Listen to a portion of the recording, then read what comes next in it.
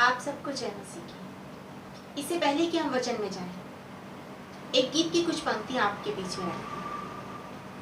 ये मत कहो खुदा से मेरी मुश्किलें बड़ी हैं, ये मुश्किलों से कह दो मेरा खुदा बड़ा है, मेरा खुदा बड़ा है। आती है आंधियां तो करे उसका खैर मकदम, तूफान से ही तो लड़ने खुदा ने तुझे गढ़ा है। ये मत कहो खुदा से मेरी मुश्किलें बड़ी हैं, ये मुश्किलों से कह दो मेरा खुदा बड़ा है, मेरा खुदा बड़ा है।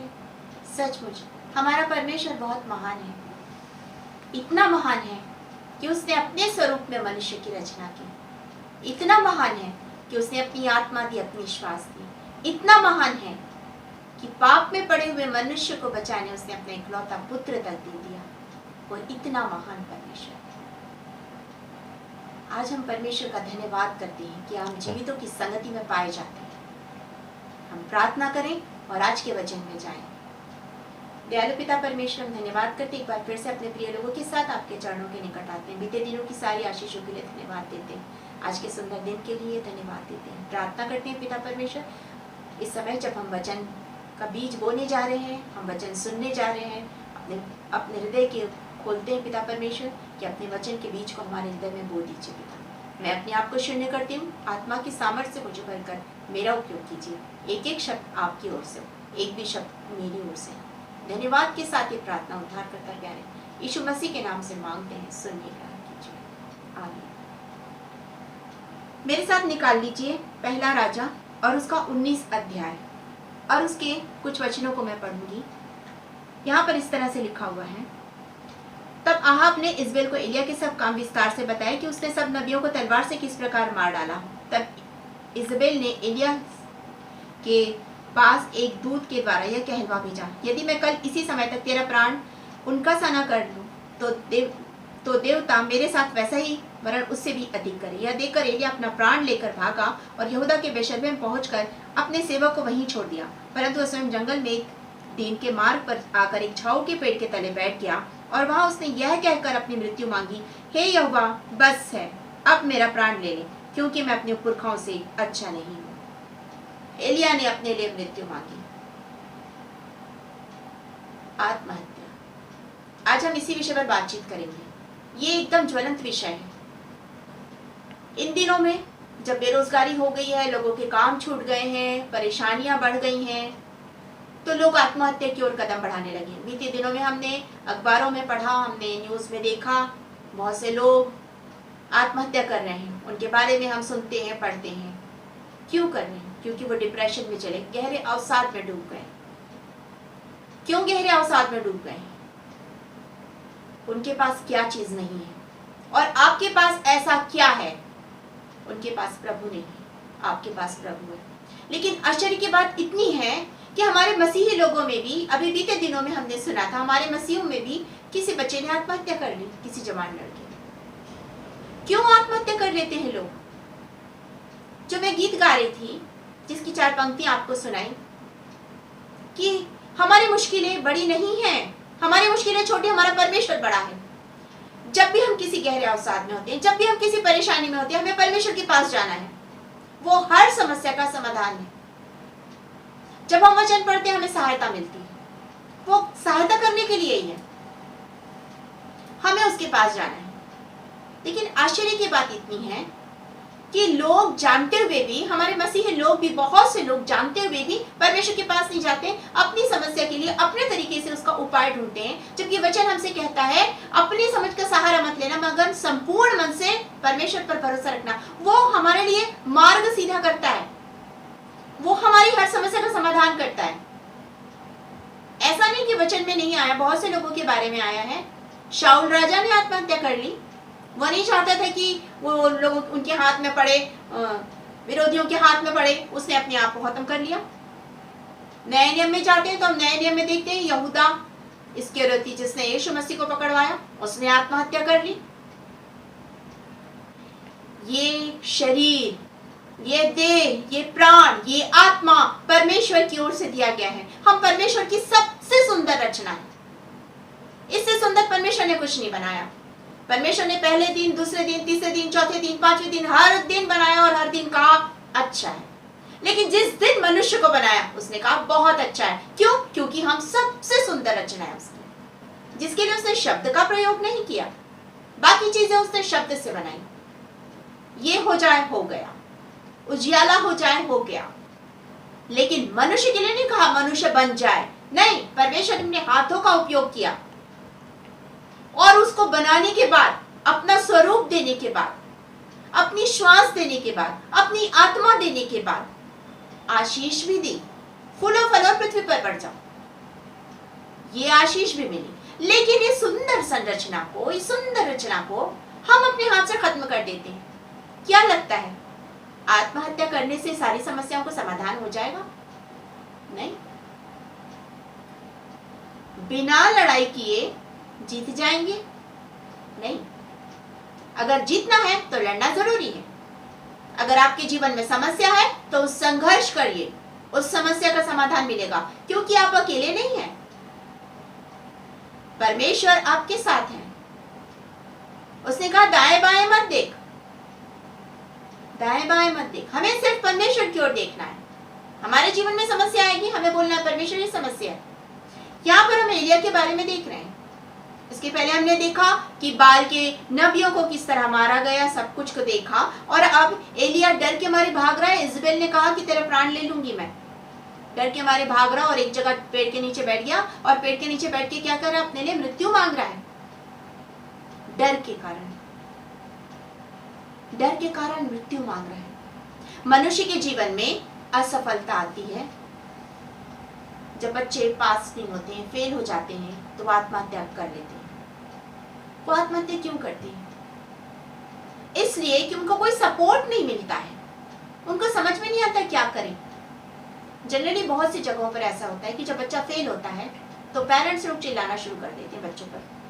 तुमने पढ़ाई नहीं की, तुमने ऐसा किया, तुमने वैसा किया, तुम साल भर मोबाइल देखी, तुम ये किया, तुम वो किया, तुम वो किया, तुम वो किया। वो इतना चिल्लाते, इतना, वो वैसे ही बहुत डिप्रेशन में है। वो फेल हो गया है, वो एक साल पिछड़ गया है, वो फेल हो गया है। अब लोग उस पर हंसेंगे, उसके दोस्त उस पर हंसेंगे, उसके से जो छोटी क्लास के लोग हैं अब उसके साथ आएंगे, जो कल तक उसको भैया या दीदी बोलते थे अब उसके साथ पढ़ेंगे और वो हंसेंगे और कहेंगे फेलियर। टीचर भी हो सकता है कहते फेलियर है ये। लेकिन उस वक्त में, उस वक्त उन बच्चों को पेरेंट्स के सपोर्ट की आवश्यकता होती है। उस वक्त आपको कुछ नहीं बोलना है, सिर्फ उसके कंधे पर हाथ रख दीजिए, सिर्फ उससे कहिए कोई बात नहीं बेटा, नेक्स्ट ईयर हम लोग हैं ना तेरे साथ, हम फिर से मेहनत करेंगे, तू अकेला नहीं, हम भी तेरे साथ मेहनत करेंगे। बच्चे के साथ आप भी साल भर मेहनत कीजिए। बच्चे को एक सपोर्ट चाहिए।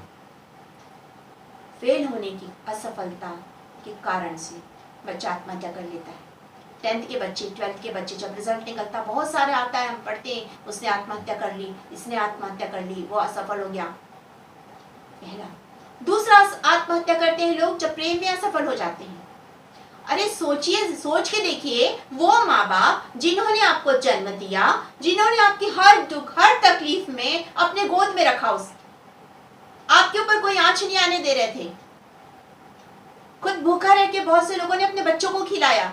वो बच्चे बड़े होते हैं और मुश्किल से साल भर का, महीने भर का, साल भर का, 2 साल का, 3 साल के प्यार के लिए वो 15 साल, 20 साल, 25 साल के प्रेम को, जो माता पिता का प्रेम, उसको भूल जाते हैं और आपने खत्म कर देती अपने आप को, क्योंकि प्रेम में असफल हो गए, प्रेमिका ने या प्रेमी ने धोखा दे दिया तो खत्म हो जाते हैं।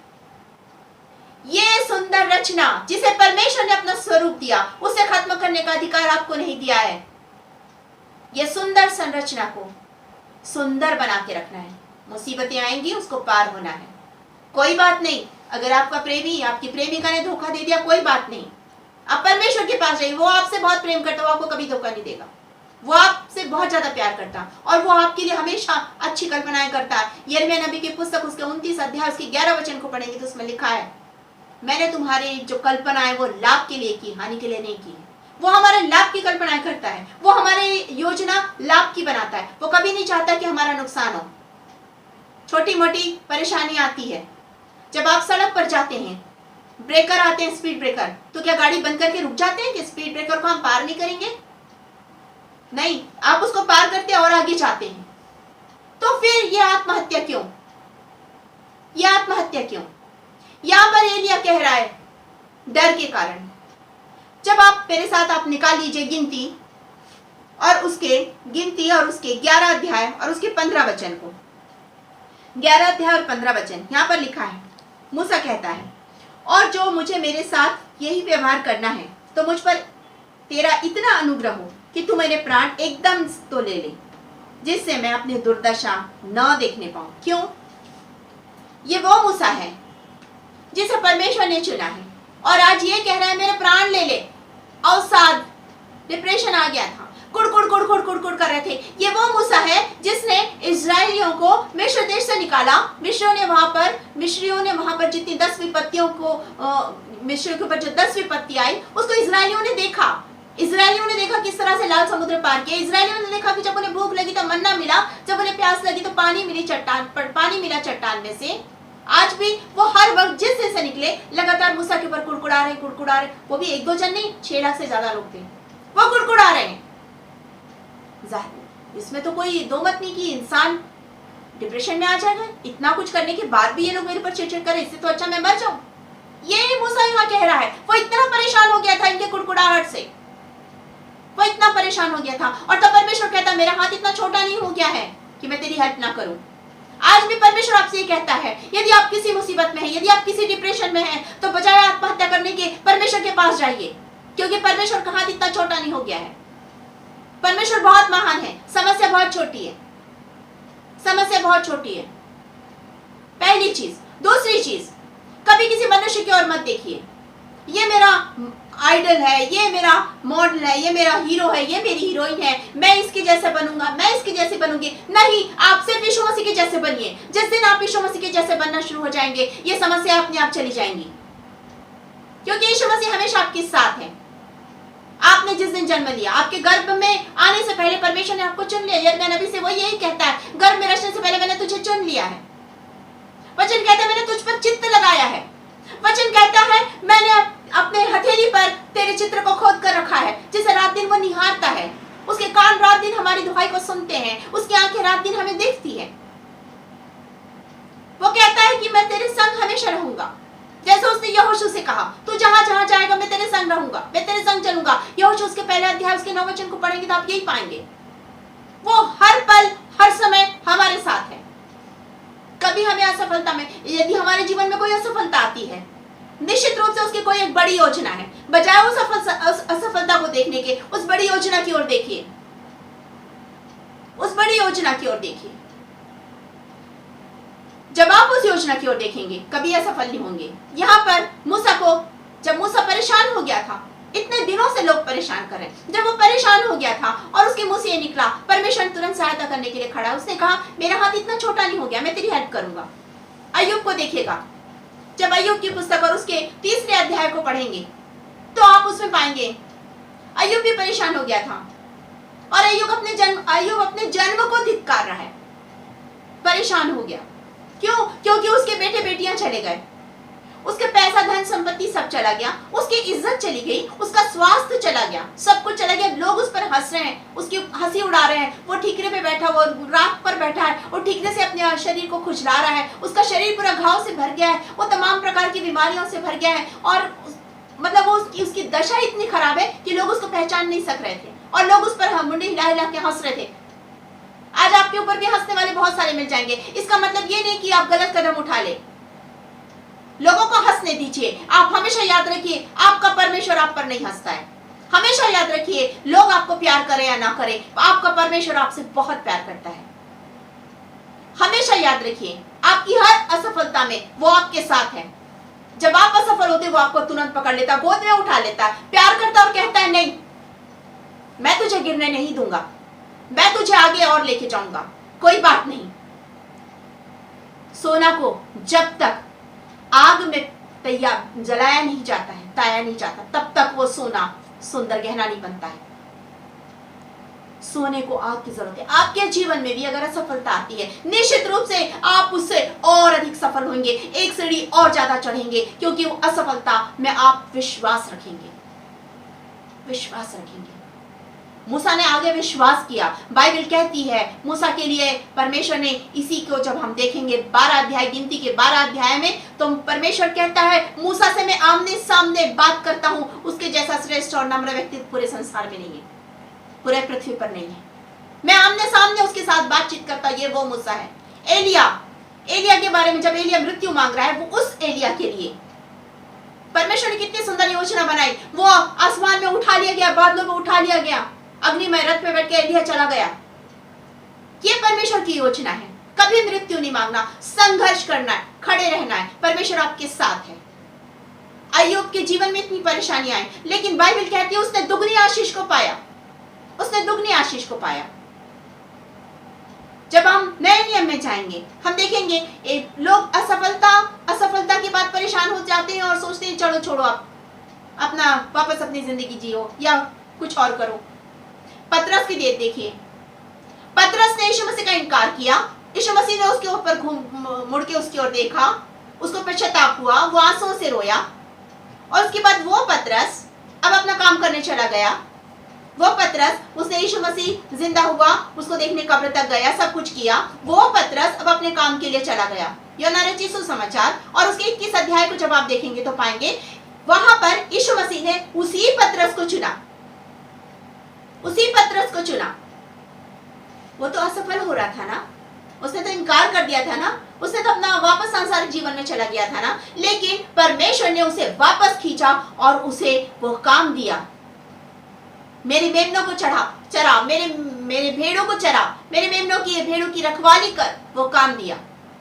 परमेश्वर आपको भी आशीष देना चाहता। असफलता से आप पीछे मत हटिए, असफल होने के बाद प्रार्थना कीजिए और एक कदम और आगे बढ़िए। निश्चित रूप से सफलता आपके कदम चुमेगी। आत्महत्या कभी नहीं करना, कभी नहीं करना है, ये एक पाप है।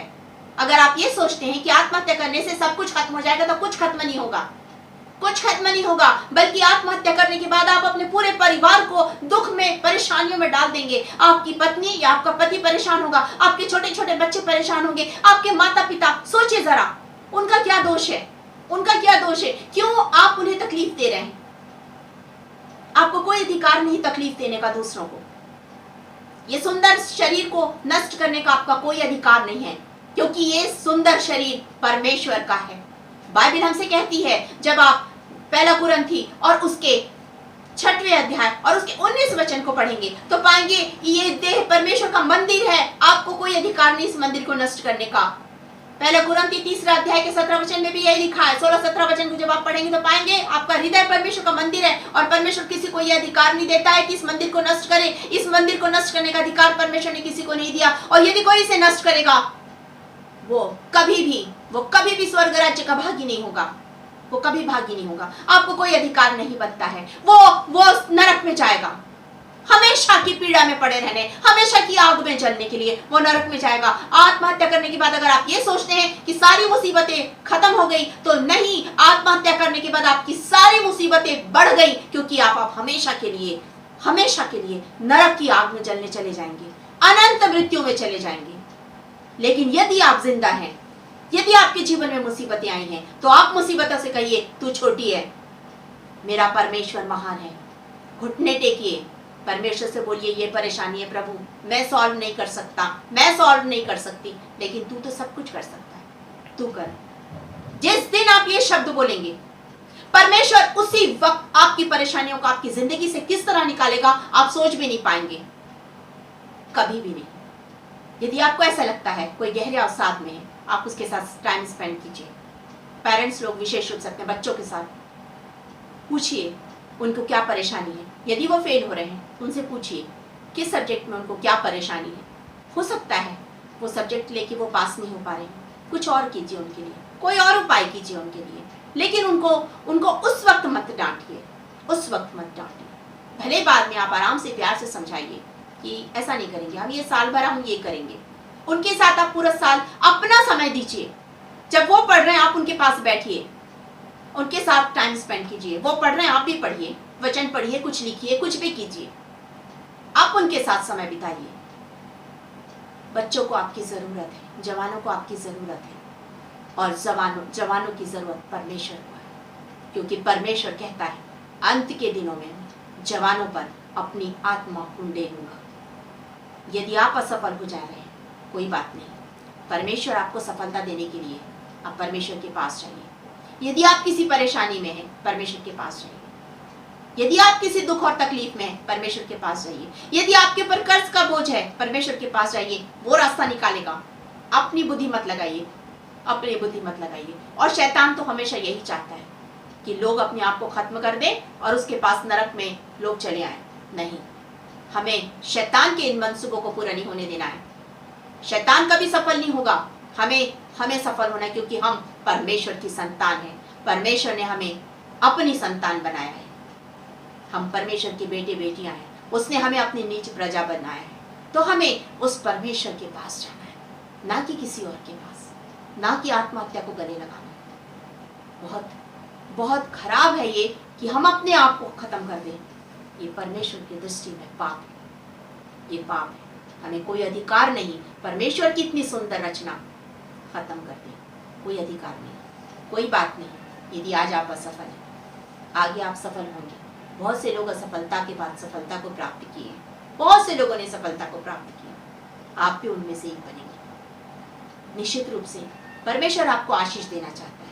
आप उस आशीष को लीजिए। आज अगर आप किसी समस्या में हैं, परमेश्वर के पास आइए। इस समय जब हम प्रार्थना करेंगे, हम अपनी अपनी समस्याओं को परमेश्वर के पास रखेंगे। यदि हमें बुद्धि की कमी है, वचन हमसे कहता है यदि हमें बुद्धि की कमी घटी है तो परमेश्वर के पास आके मांगिए, वो देगा बुद्धि। हमें जो भी चीज चाहिए परमेश्वर के पास आके हम मांगेंगे, वो हमें देगा। वो हमारी सहायता करने के लिए। आप एक बार मांग के तो देखिए, एक बार आके तो देखिए, कैसे आपकी समस्या चुटकियों में सॉल्व होती है, समझ भी नहीं पाएंगे। आत्महत्या कभी मत कीजिए। यदि कोई इस तरह गहरे अवसाद में है, डिप्रेशन में है, सुसाइड करने की सोच रहा है, आप उसकी सहायता कीजिए, उसके साथ बातचीत कीजिए, उसके लिए प्रार्थना कीजिए। निश्चित रूप से समाधान हो जाए। निश्चित रूप से आप एक जिंदगी को बचा लेंगे। आइए हम प्रार्थना करें, और जब हम प्रार्थना करें अपनी अपनी परेशानियों को परमेश्वर के चरणों के पास रखें। निश्चित रूप से आज परमेश्वर आपके जीवन में कार्य करने जा रहा है। आके देखिए, मांग के देखिए, विश्वास करके देखिए। प्रार्थना करेंगे। धन्यवाद धन्यवाद धन्यवाद, राजाओं के राजा, प्रभुओं के प्रभु। एक बार फिर से हम आपका धन्यवाद करते हैं और आपके चरणों के निकट आते हैं। हम धन्यवाद देते हैं पिता परमेश्वर, आपने सुंदर जीवन हमें दिया, अपनी सुंदर अद्भुत रचना बनाया, हमारे लिए अपने इकलौते बेटे को दे दिया। आपका धन्यवाद करते हैं पिता परमेश्वर। इस समय हम प्रार्थना करते हैं उन सारे लोगों के लिए जो डिप्रेशन में हैं, जो बहुत किसी प्रॉब्लम में फंसे हुए हैं। पिता, आप उनकी समस्या का समाधान कर दीजिए। यदि वो कर्ज के बोझ के नीचे दबे हैं, दयालु पिता, आज उनके लिए एक नया रास्ता खोल दीजिए कि उनके कर्ज का बोझ उतर जाए। यदि वो किसी बीमारी में है, आज आप उन्हें अपने सामर्थ्य हाथों से छू लीजिए कि चंगाई को पाले। यदि वो किसी दुख में है, उनके उस दुख को, उस तकलीफ को, उस परेशानी को, उस विपरीत परिस्थिति को उनकी जिंदगी से दूर कर दीजिए। पिता, आप सहायता कीजिए। कोई भी आत्महत्या की ओर ना बढ़े, परंतु लोग जीवन की ओर बढ़े, अनंत जीवन की ओर बढ़े, क्योंकि महान परमेश्वर, आपने हमारे लिए अनंत जीवन रखा है। आपने हमारे लिए जगह तैयार की है। आप हमारे लिए सुंदर घर बना रहे हैं, जहाँ पर आप रहे वहाँ हम रहें। प्रभु जी, आज हम प्रार्थना करते हैं, सारे जवान बच्चों को आपके हाथ में सौंपते हैं। यदि कोई भी जवान बच्चा किसी भी प्रकार की मुसीबत में, परेशानी में, डिप्रेशन में, इसी समय प्रभु यीशु मसीह के नाम से वो उस डिप्रेशन से बाहर आ जाए। दयालु पिता, एक एक बच्चे को आज आप संभाल लीजिए, एक एक जवानों को, एक एक बुजुर्ग को, हर एक को आज आप संभाल लीजिए। पिता, एक एक जन को आज हम आपके हाथ पे सौंपते हैं और लोगों की जिंदगी से आत्महत्या की आत्मा को यीशु के नाम से हम डांटते और निकल जाने की आज्ञा देते हैं। इसी समय लोग अभी इसी समय अपनी परेशानियों को भूलकर आपके चरणों के पास आए। दयालु पिता, एक एक जन को आशीष दीजिए। धन्यवाद देते राजा, आप जवानों को चुन रहे हैं। धन्यवाद देते हैं राजा, आप महिलाओं को चुन रहे हैं। धन्यवाद देते राजा, आप बच्चों को चुन रहे हैं, भाइयों को चुन रहे हैं, बुजुर्गों को, हर एक को आप चुन रहे हैं कि आपकी आशीष का वो पात्र बने। आपका धन्यवाद धन्यवाद धन्यवाद करते हैं। धन्यवाद देती हूँ राजा, मैंने अपने आप को शून्य किया, आपने मुझे आत्मा की सामर्थ्य से भरकर उपयोग किया। सारी बातों के लिए आपका धन्यवाद करते हैं, सारी आदर महिमा आपको देते हैं और ये प्रार्थना उद्धार करता प्यारे यीशु मसीह के नाम से मांगते हैं, सुनिए, ग्रहण कीजिए। आमीन। आप सबको एक बार फिर से जय मसीह की, और एक बार फिर से आपसे कहना चाहते हैं, किसी भी मुसीबत से घबराने की बजाय बेहतर ये है कि हम परमेश्वर के पास आए। परमेश्वर निश्चित रूप से हमारी समस्याओं को समाधान करेगा। यदि आपको ऐसा लगे कि आप मुझसे बातचीत करना चाहें, आप मुझसे बातचीत कर सकते हैं। स्क्रीन पर नंबर है, आप उस नंबर पर मुझे कॉल कर सकते हैं, मुझसे बातचीत कर सकते हैं। निश्चित रूप से हम एक साथ मिलकर प्रार्थना करेंगे और आपकी परेशानी, आपकी समस्या निश्चित रूप से दूर होगी। आपका